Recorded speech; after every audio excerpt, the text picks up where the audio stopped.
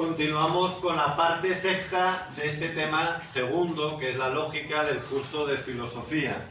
Y vamos a seguir, por lo tanto, profundizando en los conceptos o ideas universales que son de las que trata la lógica formal. Es el primer elemento de la lógica formal, para luego, ya en el siguiente tema, pasamos a los juicios y al final pasaremos a los silogismos.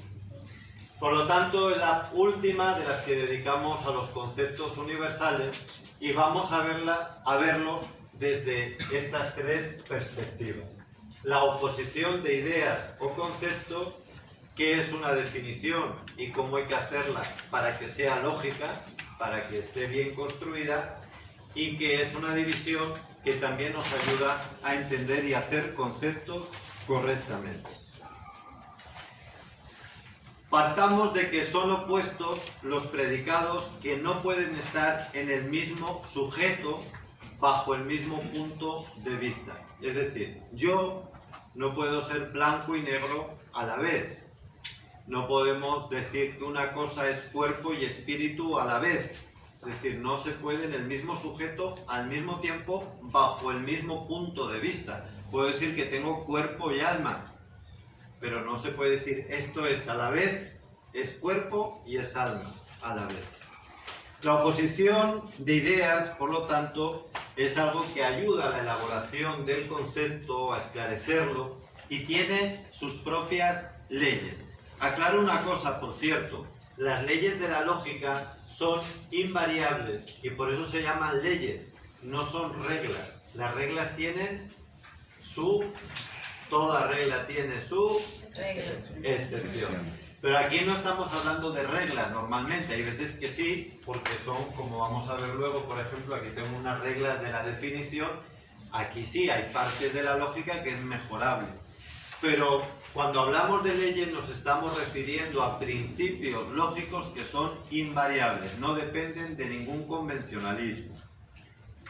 ¿Y cuáles son esas leyes de la oposición de ideas? Pues según Aristóteles hay 4 leyes o 4 especies de oposición que son las que tienen aquí. Las contradictorias, la contraria, las privaciones y las relativas.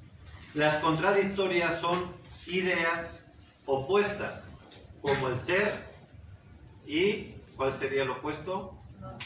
Y el no ser. Muy bien. O por ejemplo, blanco y ¿y quién les dijo que eso es contradictorio? Eso es contrario. Es blanco y no blanco. Blanco y no blanco es lo contradictorio, porque no hay término medio. ¿Qué es lo que le diferencia lo contradictorio con lo contrario? Que lo contrario pertenece al mismo género.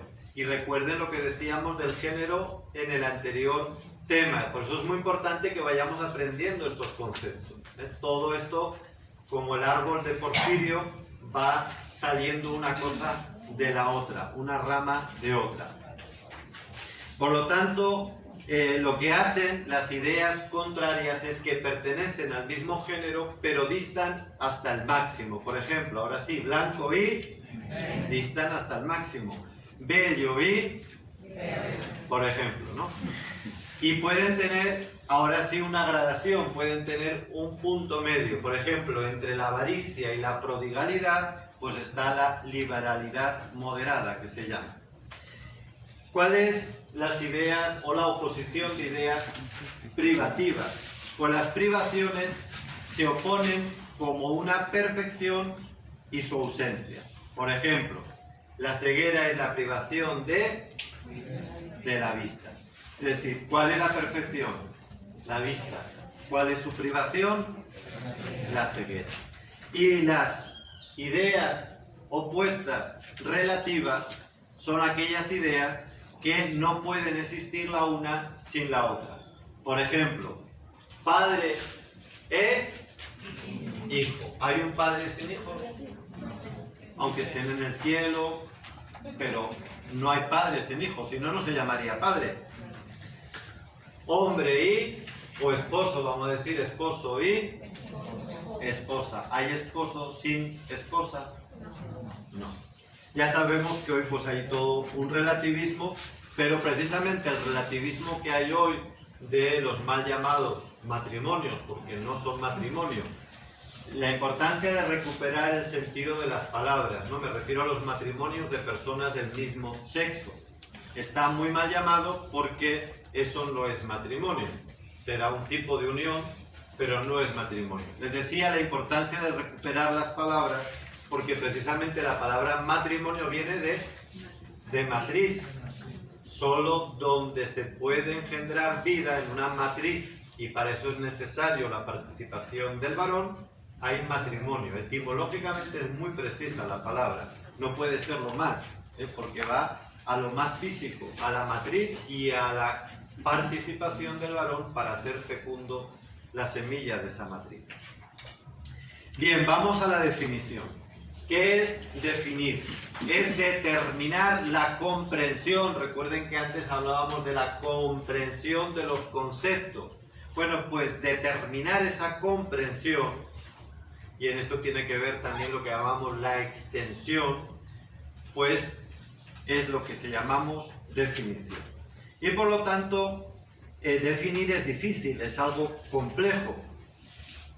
Sobre todo la definición perfecta o esencial. Ya Santo Tomás nos decía que aquí es prácticamente imposible, es muy complicado. Raramente podemos llegar a definiciones esenciales, porque llegar al verdadero ser, a la quidditas de las cosas, es muy complicado, no digamos ya de las personas.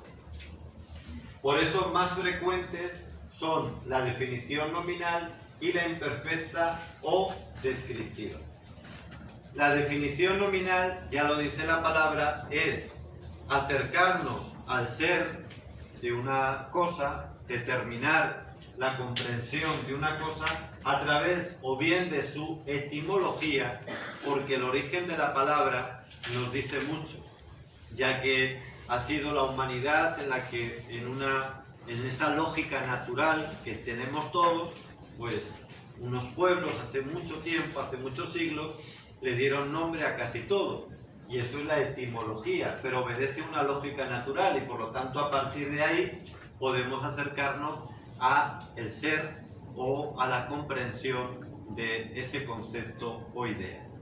Y también la descripción nominal sinonímica es acercarnos a esa comprensión con otros nombres u otros conceptos que sean parecidos y que nos ayudan a entenderlo. La esencial, ya hemos dicho su dificultad, y cuál es la imperfecta o descriptiva. Es la que declara lo que son las cosas, la que define lo que son las cosas por notas reales, cosas que realmente existen, pero que no son esenciales, no va a la esencia. Y en este sentido hay tres subdivisiones: definición descriptiva propia, accidental y genética. La propia sería la que define la cosa por propiedades que, aunque no constituyen la esencia, porque ya hemos dicho que no es lo específico de la descriptiva, sin embargo derivan de ella. Por ejemplo, el hombre es capaz de amar, es capaz, no estamos diciendo que el hombre necesariamente es capaz de reír, aunque no ría, pero es capaz. Es una definición descriptiva propia porque se deriva de la esencia. La accidental define una cosa por la colección de accidentes que bastan para diferenciarla de otra. Una silla verde con agujeros, de plástico, pues eso es accidental. Y la genética es la que explica una cosa por la manera como esa cosa se hace. Por ejemplo, una circunferencia es la figura que resulta de una revolución de una línea que gira en torno a un punto inmóvil. Para definir bien, por supuesto nos referimos a las imperfectas o descriptivas, porque la definición esencial no necesita regla, ya que se determina por su género próximo y por la diferencia específica, pero las demás, la nominal y la descriptiva, siguen 5 criterios para que sea una buena definición. Atención, esto es importante, ¿no? En primer lugar, la definición no tiene que contener lo definido. La definición no puede contener lo definido. En la explicación me refiero. No puedo decir, mira, esto es un teléfono. ¿Y qué es un teléfono? Ah, un teléfono es un teléfono que sirve para hablar. Entonces está definiendo lo mismo que está diciendo lo mismo que quiere definir. Segundo, tiene que ser más clara que lo que defino. Porque si yo te pregunto qué es esto y me dices, mira, eso es un compuesto archimetalúrgico con... No me estoy entendiendo de nada. Tienes que aclarármelo. Tercero, que convenga todo lo definido y solo a lo definido. No puedes decir, ¿qué es esto? Mira, esto es algo que sirve para hablar. Mira, pero es que eso, para hablar sirven 1000 cosas. Tiene que servir solo para lo que te estoy preguntando. Cuarto, muy importante, que no sea negativo. Esto no es una manzana, pues ya lo sé, pero no me sirve, la definición no puede ser negativa. Y quinto, importantísimo, que sea breve. A mí me dijeron, me explicaron, en lengua la definición tiene que ser breve, precisa y concisa. Y vamos a lo último, la división en los conceptos. La definición une, la división separa notas. La definición va sumando una tras otra, las que se puedan. La división, en cambio, las separa. Y esto también ayuda a la clarificación de conceptos. Porque hace que al dividir podamos ver con más claridad. En toda división hay 3 partes. El todo que se divide, las partes en las que resulta esa división y el fundamento, que es el motivo o el criterio que sirve para hacer esa división. Si algún miembro se divide otra vez, tenemos una subdivisión. Es decir, si yo he hecho una división y de esa división vuelvo a hacer otra, ahí tenemos una subdivisión. Si tengo varias subdivisiones relacionadas, tengo una clasificación. Y si tengo una subdivisión completa, he analizado todos los elementos de lo que está compuesto ese todo, he sacado ya los elementos básicos, los he organizado en clasificaciones. Ese todo completo se llama sistema. Cuando nosotros, por ejemplo, hablamos del sistema social, el sistema político, el sistema religioso, el que quiera, pues ¿qué es? Es el conjunto de todas las clasificaciones de subdivisiones que explican el todo que estamos entendiendo a través de estos conceptos.